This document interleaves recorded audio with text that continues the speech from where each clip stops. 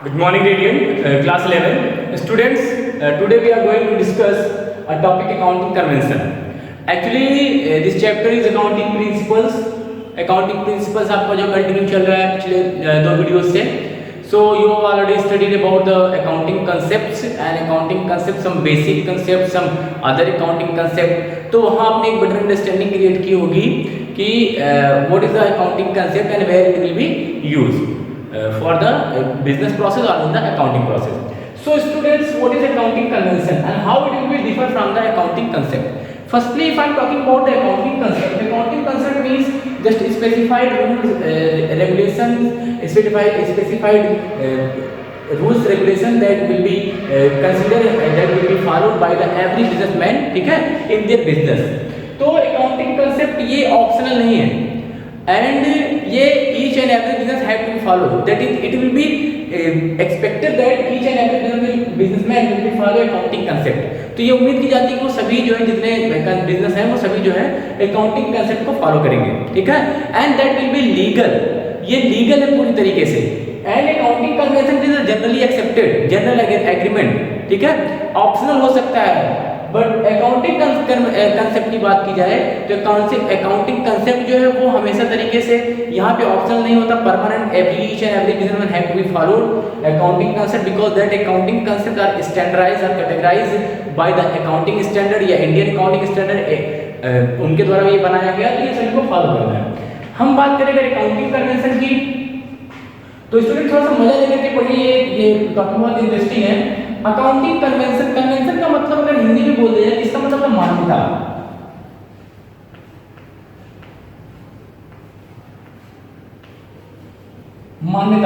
मान्यता का मतलब है कि it is expected that each and every businessman they are following some accounting convention. देखो, accounting concept that is rigid that must be followed by the each and every businessman. ये सभी के द्वारा फॉलो किया जाएगा. एंड कोई follow करे या कोई ना फॉलो करे इसके लिए उन्होंने क्या किया, अकाउंटिंग कंसेप्ट का एक रूल बना दिया, रेगुलेशन बना दिया कि that accounting concept must be followed by the each and every businessman. लेकिन अकाउंटिंग कन्वेंशन के लिए कोई रूल्स रेगुलेशन नहीं बना है. जैसे अभी हम मॉरल की बात करें तो मॉरल जितने वैल्यू है वहाँ कोई रूल्स रेगुलेशन नहीं बना है, ठीक है. जैसे अभी आप चल रहे हैं, आप आपके घर की बात की जाए तो घर में अगर साफ सफाई करना है तो साफ सफाई अपने घर की रखिए, ठीक है. ऐसा नहीं कि उसके लिए जो है गवर्नमेंट ने रूल बना रखा है कि आपको ये वाला रूम भी साफ होना चाहिए, ये वाला भी रूम साफ होना चाहिए, ठीक है. लेकिन उम्मीद ये की जाती है कि आप अपना घर साफ सुथरा रखेंगे. तो ये उम्मीद पे डिपेंड है अकाउंटिंग कन्वेंशन जो है. अब देखिए कैसी उम्मीद अकाउंटिंग कन्वेंशन, ठीक है, ये आपकी कन्वेंशन से मान्यताएं हैं, ठीक है. That is generally accepted by the each and every businessman. It is expected that convention are followed by the businessman. जैसा भी आप समझेंगे सुनेंगे तो समझ जाएंगे कि कन्वेंशन है क्या. कन्वेंशन का मतलब जनरली एक्सेप्टेड प्रिंसिपल या जनरली एक्सेप्टेड कंसेप्ट्स. कन्वेंशन का मतलब ये होता है. ये भी प्रिंसिपल जैसा या कंसेप्ट जैसा ही वर्क करता है. फर्स्ट है कन्वेंशन ऑफ फुल डिस्क्लोजर. अब ये बताओ बेटा, कन्वेंशन ऑफ फुल डिस्क्लोजर मैं पहले एक्सप्लेन करता हूं तो आप समझ जाएंगे कि सर मान्यता क्या होता है, कंसेप्ट क्या होता है. कंसेप्ट बताया गया कि these are the specified concept each and every businessman have to follow. That may be concept of going concern concept, that may be money measurement concept. Money measurement concept में साफ साफ बोला है कि each and every business transaction must be in form of या in terms of money, then that will be recorded. But here there are no any reservation, ऐसा कोई force नहीं है, कोई बाउंडेशन नहीं है. लेकिन ये उम्मीद की जाती है आप फॉलो करेंगे और अभी आपको पता भी चल जाएगा उम्मीद है या नहीं है. अकाउंटिंग कन्वेंशन में first convention of full disclosure. Student, according to this convention या according to this concept you can say according to this convention each and every transaction which are related to the business which are material in nature, which have a material interest in nature, that must be recorded by the every business. Suppose that student, ये मैं बात कर रहा हूँ businessman की. चूंकि हम कहते हैं कि बिजनेस का जो मालिक होता है वो अलग होता है. अभी मैं आपसे पूछूं कि कौन सा कंसेप्ट कहता है कि बिजनेस का ओनर और बिजनेस का नेम ऑफ बिजनेस दोनों अलग अलग है. हमने आपको एक कंसेप्ट पढ़ाया था कि name of business and owner of business both are different person. कौन सा कंसेप्ट बताओ, पढ़ाई लिखाई नहीं कर रहा हूं बेटा ना. वो कंसेप्ट है बिजनेस एंटिटी कंसेप्ट या separate entity concept. They are business have a separate entity to its owner. तो वहां बताया गया था. हमने बात कर लिया कि ये एक बिजनेस है जिसका नाम है एक्स, मिस्टर एक्स. एक ओनर है जिसका नाम है mister X. Convention of full disclosure disclosure के अकॉर्डिंग जब ये अपनी बिजनेस करने बैठेगा तो there are various transaction are available, all purchasing और सेल और एक्सपेंसेस ऑल इनकम, ठीक है। तो जितने भी ट्रांजैक्शन होंगे पूरे साल में, according to this convention it is assumed that the businessmen are recorded each and every transaction which are material related, which are directly related to the business। तो ये उम्मीद की जाती है कि जितने भी ट्रांजैक्शन आपने किया होगा, जितने भी स्लिप आपने काट के दिया होगा, चाहे वो परचेजिंग के फॉर्म में हो, चाहे वो सेलिंग के फॉर्म में हो, चाहे वो जो है एक्सपेंसेस या इनकम के फॉर्म में हो, it is assumed that you are recording all the transactions which are related to the business। तो प्रिंसिपल ऑफ फुल डिस्क्लोजर, यहाँ फुल डिस्क्लोजर का हिंदी है, आपको पता है डिस्क्लोज मतलब क्या होता है? क्लोज मतलब होता है छुपाना, डिस्क्लोज मतलब होता है आपको छुपाना नहीं, ठीक है, ओपन करना। तो each and every transaction which are directly open, पूरी तरीके से वो ओपन होना चाहिए, बिजनेस में सभी तरीके से वो दिखना चाहिए, ठीक है। तो फिर से बात करते हैं convention of full disclosure. According to this convention each and every transaction which are material in nature that must be recorded in the books of account, ठीक है, वो सारे रिकॉर्ड करना चाहिए। अब बताओ इसके लिए अकाउंटिंग स्टूडेंट चलेगा कंसेप्ट बनाए, उसके लिए वो अलग से रूल पास करेगा कि चलिए भैया ये भी आपको करना है। ये तो उम्मीद की जाती है कि अगर वो ट्रांजैक्शन बिजनेस से रिलेट कर रहा है भाई आपको तो रिकॉर्ड करना ही करना है। अच्छा नहीं रिकॉर्ड करें क्या? अगर बेटा आप नहीं रिकॉर्ड करेंगे तो ये जो प्रॉफिट तुम निकाल करके लाए हो पूरे साल भर में, ये जो तुम पिछले साल में प्रॉफिट निकाल रहे हो, ये प्रॉफिट रॉन्ग प्रॉफिट भी हो सकता है। क्यों? क्योंकि हो सकता है कोई ट्रांजैक्शन तुमने रिकॉर्ड ना किया। जैसे एग्जांपल के तौर पे आपने अपने बच्चे की फीस के लिए 50,000 पे कर दिया कोटा में। कहां पे कर दिया? कोटा में। अब 50,000 जब आपने कोटा में इंजीनियरिंग के लिए अपने बच्चे की ट्यूशन फीस पे कर दी, तो ये 50,000 that is your personal expense, it is not an expense of the business. लेकिन आपने कहा यार इस साल का प्रॉफिट जो मेरा 1 लाख रुपए होना चाहिए था वो तो अभी इस साल 85,000 तो कर रहा है। लेकिन अगर आप ये जान ले ये खर्चा मेरा खर्चा नहीं है, बल्कि सॉरी ये खर्चा बिजनेस का एक्सपेंस नहीं बल्कि मेरा एक्सपेंस है, तो मैं ये मान लूंगा कि 50,000 इसमें मैं ऐड कर दूं तो प्रॉफिट की या मेरे बिजनेस की एफिशिएंसी में कोई कमी नहीं। आपकी फर्म हर साल 1 लाख रुपए कमाती थी, आपकी फर्म ने पिछले साल 90,000 कमाया था। कितना कमाया था? 90,000। इस साल आपने खूब मेहनत किया, पसीना आ गया आपको मेहनत करते करते, लेकिन हुआ क्या? आपने लास्ट में देखा कि सर ये 50,000 शो कर रहा है। तो आपने कहा यार मैंने पिछले साल 90 कमाया, इस साल देखने में भी कहीं ऐसा नहीं लगा, लेकिन ये 50,000 शो कर रहा है। तो आपने ये नहीं ध्यान दिया कि जो एक्सपेंसेस मैंने बिजनेस के नाम पे डाल रखे हैं वो एक्सपेंसेस मेरा खुद का है, मेरे बच्चे की ट्यूशन फीस है। तो वो एक्सपेंसेस जो बिजनेस के नहीं, अगर मैं उसको इसमें ऐड कर दूं that is our personal expense, that is not an expense of the business. अगर मैं उसको इसमें ऐड कर दूं तो ये 50,000 ऐड करने के बाद जो आपका प्रॉफिट है वो कितना हो जाएगा? 1 लाख रुपए। तो आपको समझ में आ जाएगा कि सर मेरे बिजनेस की कैपेसिटी में, मेरे बिजनेस की प्रॉफिटेबिलिटी कैपेसिटी में कोई चेंजिंग, कोई डिक्रीमेंट नहीं आया।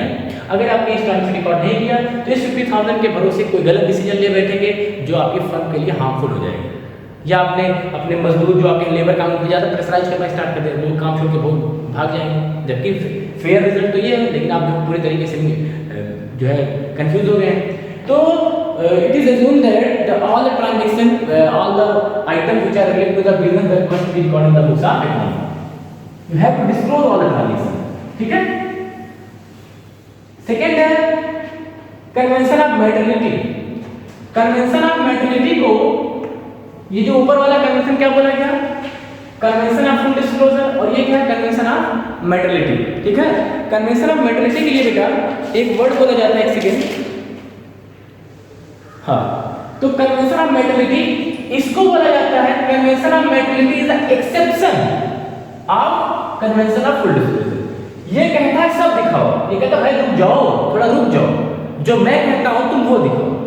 तो according to full disclosure you have to record all the transaction, according to maternity convention it is a exception of the convention of full disclosure. Maternity का मतलब कि according to this convention, convention of maternity, according to this convention only those transactions are recorded in the business which are directly related to the business. Means insignificant and irrelated transaction need not to be recorded in the books of account. ठीक है? इसके लिए बोला जाएगा कि convention of materiality, according to this convention the items having insignificant types and irrelevant type ठीक है, the items having irrelevant and insignificant type need not to be record in the books of account. ठीक है, जिस item का कोई मतलब नहीं है उसको बुक्स में रिकॉर्ड करने की जरूरत नहीं है। एग्जांपल ले लीजिए, एग्जांपल ये है बेटा कि लास्ट में जब आपका सेशन खत्म होता है या 31 मार्च को, तो 31 मार्च जिसको आपने कहा कि क्लोजिंग है, तो ऑन 31 मार्च इसको जो जिस दिन क्लोजिंग होती है बिजनेस की, उस दिन आपके पास कुछ स्टॉक बचे नहीं होंगे। स्टॉक क्या होता है सर? स्टॉक का मतलब बेटा क्लोजिंग स्टॉक। ऐसा तो है नहीं कि जिस चीज का आप बिजनेस कर रहे हो पूरा तरीके से बिक जाएगा। ठीक है, ये स्टॉक बचा है। क्या बचा है? स्टॉक। इसको आप कह सकते हैं क्लोजिंग स्टॉक। तो बेटा the stock which are left in the business which are not sold by the businessman, तो इस स्टॉक का वैल्यूएशन करना है। अब आप वैल्यूएशन करने के आप अंदर कमरे में घुस गए, स्टोर रूम में घुस गए और आपने कहा कि कितने का होगा, तो आपने ऐसे उम्मीद से लगा दिया इसका ये जो वैल्यू है वो 1 लाख रुपए। ठीक है, जबकि इसकी वैल्यू कितनी थी? 80,000। लेकिन आपने ऐसे उम्मीद में कितना लगा के 1 लाख रुपए। ठीक है, तो ये बताओ बेटा क्या ये ट्रांजैक्शन मैटर करता है? आप कहेंगे सर बिल्कुल मैटर करता है, 80 से 20 दिखाते हैं। बेटा ये मैटर नहीं करता। क्यों नहीं मैटर करता? अरे स्टॉक तो आपके स्टोर में ही है, उसकी कीमत तुम 10 लाख करो या 1 लाख करो, क्या मैटर फर्क पड़ेगा तुम्हारे बिजनेस में? बात समझाई? तो द डिफरेंस, या मैं कह दूं कि यहाँ डिफरेंस जो है 99,000 है। कितने का? अभी आपको एग्जांपल शायद ज्यादा समझाया। स्टॉक की कीमत होनी चाहिए थी 1 लाख रुपए, आपने किया 1 लाख रुपए, लेकिन इसकी कीमत कितनी थी? 99,000। मार्केट के हिसाब से 99,000 बनता। अगर आप इसको कबाड़े वाले को बुला करके तौल देते तो 99,000 मिलता, लेकिन आपने कितना कंसीडर किया? 1,000। तो there is the difference between 1,000 रुपए का डिफरेंस है। लेकिन दूसरा एग्जांपल दूसरा लेते हैं। मैं एग्जांपल लेता हूं कि यार कैश आप जो ड्रॉल जहां पे बिजनेस करते हैं, तो बिजनेस इस चेयर पे बैठते हैं उसके बगल ड्रॉल रहता है ना, आपने देखा जनरली ऐसे खींचा, तो ड्रॉल को खींचा, तो आपके हिसाब से आना चाहिए था ड्रॉल में 10,000, लेकिन आ रहा है 9,500। यहां कितने का डिफरेंस है? कौन सा ज्यादा सीरियस है? ये ज्यादा सीरियस है। ये मैटर ज्यादा सीरियस है। क्यों? क्योंकि भैया सब कुछ मिला लिया, cash must be 10,000 but there are 9,500। So the difference between इस cash that is matter, that is to matter for the business, but the difference between stock that is not matter for the business। तो इस price भी आपको परेशान होने की जरूरत नहीं है, इसको रिकॉर्ड करने की जरूरत नहीं है। ठीक है, तो out of all the transaction you have to identify only those transaction, you have to record only those transaction which are matter, which their material interest to be in form of business के साथ होना चाहिए, उसका interest होना चाहिए। Second point that must B insignificant, मतलब जो है वो पूरी तरीके से क्वालिटेटिव होनी चाहिए। क्वालिटेटिव का मतलब क्या है कि आपको जो इररिलेवेंट ट्रांजैक्शन है, जैसे देखो अभी यहाँ पे 99,000 से ये 1 लाख रुपए होगा, तो 1,000 की जो चेंजेस है यहाँ 1,000 के, ये उतना मैटर नहीं करता जितना 500 रुपए का मैटर करता है। ठीक है, कैश कहाँ से गया 500 रुपए, कौन लेकर गया 500 रुपए, तो इसके लिए आपको सोचना पड़ जाएगा, क्योंकि आज 500 गया कल 5 लाख भी जा सकता है। तो ये ज़्यादा वैल्यूएबल, ज़्यादा जो है वर्केबल है, इसको जो है आपको देखना पड़ेगा 500 से कम है, तो ये ज़्यादा मैटर कर रहा है, ये उतना मैटर नहीं कर रहा है। इसीलिए कन्वेंशन ऑफ मैटरिटी कहता है कि the item which are insignificant and irrelevant nature, तो ये इनसिग्निफिकेंट और इररिलेवेंट नेचर का, क्योंकि स्टॉक आपके यहाँ पड़ा हुआ है, आपके गोदाम में स्टॉक है, उसकी वैल्यू तुमने 99,000 के बजाय 1 लाख रुपए लगाया तो कोई मैटर नहीं करता। ठीक है तो आपकी स्टॉक में कोई मैटर नहीं, लेकिन यहाँ प्रॉब्लम है। ठीक है, तो according to convention of materiality that is the exception of full disclosure. Exception का मतलब अपवाद है ये इसका। ठीक है, exception of full disclosure, full disclosure कहता है सब रिकॉर्ड करो, मैटरिटी कहता है रुक जाओ सब नहीं रिकॉर्ड करना है, only those transaction will be recorded which are directly related to the business, the items having irrelevant type and insignificant nature that need not to be recorded in the books of account. Example के तौर पर मैंने दे दिया, for example the difference between cash it is most relevant nature but the difference between stock it is irrelevant transaction. ठीक है, convention of conservative, ये तो मोस्ट इंपॉर्टेंट है, कई बार आया है, हमेशा एग्जाम में आता रहता है। Convention of conservative, according to this convention, देखिए स्टूडेंट्स ये इंपॉर्टेंट है, इसको आप ध्यान से सुनेंगे भी आई हो, तो ये कहता है कन्वेंशन ऑफ कंजर्वेटिव, इसका एक नाम और है prudence of convention of conservative के भी नाम से जाना जाता है। तो कन्वेंशन ऑफ कंजर्वेटिव कैसे डिफाइन करेंगे? According to this convention all anticipated losses and all anticipated losses and expenses must be recorded in the books of account, but all anticipated gain need not to be recorded. फिर से सुनिए definition. According to the convention of conservatives, all anticipated losses will be recorded in the books of account, but all anticipated gain will not be recorded. कह रहा है कि जितने भी भविष्य के एक्सपेंसेस हो सकते हैं, जितने भी लॉस हो सकते हैं, वो बिजनेस में रिकॉर्ड करिए, लेकिन जितने प्रॉफिट हो सकते हैं उसको रिकॉर्ड मत करिए. सपोज दैट दो एग्जांपल लेते हैं. एक मैं लॉस की बात करता हूं. आपने देखा होगा डेटर. क्या देखा? डेटर. डेटर कौन होता है बेटा? डिफाइन करो फटाफट. Debtor is the person to whom we are sold our goods to the we are sold our goods on credit. जिसको हमने उधार में सामान बेचा वो हमारा क्या होता है? डेटर होता है. तो जो डेटर है इसको जब आपने 1 लाख रुपए का सामान उधार में बेच दिया तो हो सकता है इसमें कई लोग रहे जिन्होंने सब मिला जुला के आपके यहाँ से जो उधार का सामान गया वो 1 लाख रुपए का गया. तो जितने कस्टमर को आपने उधार में सामान बेचा है ये उम्मीद करिए कि हो सकता है 5% या 10% ऐसे हो जो बैड डेट हो जाए. अब बैड डेट के बारे में बताएंगे आपको. The amount which are not recovered by the debtor, ऐसा अमाउंट जो डेटर से रिकवर नहीं हो सकता वो बैड डेट होता है. तो आपने कहा कि 10% का क्या हो जाएगा? बैड डेट हो जाएगा. तो इसके लिए आप चाहें तो अपने प्रॉफिट से प्रोविजन कर सकते हैं. Provision for bad date. ये प्रोविजन वाले वर्ड से कंफ्यूज मत होइए, आगे चलेंगे बताया जाता है. Provision for bad date. आपने कहा कि अगर हमारी इस साल का प्रॉफिट सपोज कर लो 50,000 आया तो 50,000 प्रॉफिट पे हमें देना होगा टैक्स. तो हम 50,000 टैक्स नहीं देंगे गवर्नमेंट को. हम बोलेंगे कि हमारा 1 लाख रुपए का डेटर है जिसपे हम ये मान रहे हैं कि हमारा 10% जो है वो बैड डेट निकल जाएगा अगले साल. हम ये 10% निकाल के दीजिए तो 1 लाख का 10% कितना आ जाएगा? 10,000. तो प्रॉफिट कितना बचा? 40,000. तो हम टैक्स कितने पे देंगे? 40,000. तो ये एंटीसिपेटेड अनुमानित भविष्य में हो सकता है लेकिन हुआ नहीं है. Actually every businessman want to play in safe position. वो एकदम सेफ प्ले करना चाहता है. वो भविष्य में होने वाली जो भी उसकी एक्सपेक्टेड लॉसेस हैं in future that may be possible वो उसके लिए प्रोविजन क्रिएट कर सकता है. तो ये माना जा रहा है. अब देखो गवर्नमेंट, अब आपके दिमाग में सर गवर्नमेंट रुकेगी नहीं. बेटा गवर्नमेंट क्यों रुकेगी?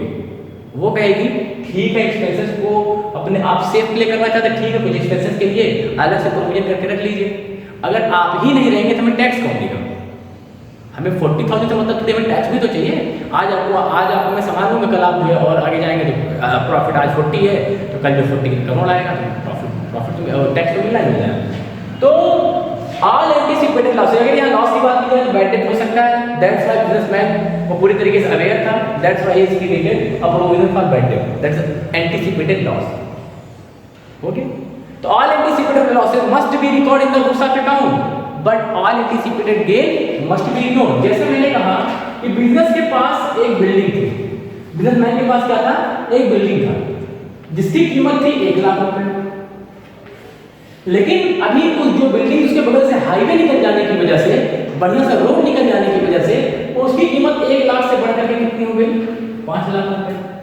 तो ये बताओ बेटा, ये जो 5 लाख रुपए कीमत हुई, अगर तुमने इस 5 लाख रुपए में कहा कि मेरा 4 लाख रुपए का इनकम हो गया, जो कि भी हुआ नहीं है. बिल्डिंग वही की वही है, रोड निकल गया है, मार्केट के हिसाब से उसका वैल्यूएशन पहले 1 लाख अभी 5 लाख हो चुका है. लेकिन अगर आपने इस 4 लाख रुपए को दिखा दिया कि मेरा 4 लाख में प्रॉफिट हो गया तो गवर्नमेंट तो टैक्स लेकर के किनारे हो जाएगी. बात में समझा रही है?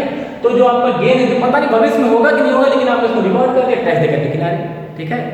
तो क्यों इसके चक्कर में पड़े हो? जो आपका लैंड उसको रहने दो ऐसे, जब भविष्य में देखा जाएगा. कोई ले तो लेगा नहीं आपका land. That's why this is the convention for the convention of conservatives. According to this convention, all anticipated losses must be recorded in the books of account, but all anticipated gain should be ignored. तो जो losses की उम्मीद है आपको record करिए, otherwise उसको ignore करिए. ठीक है. इसमें नोट कर लीजिए जो नोट करना हो. Okay students, so thanks for watching.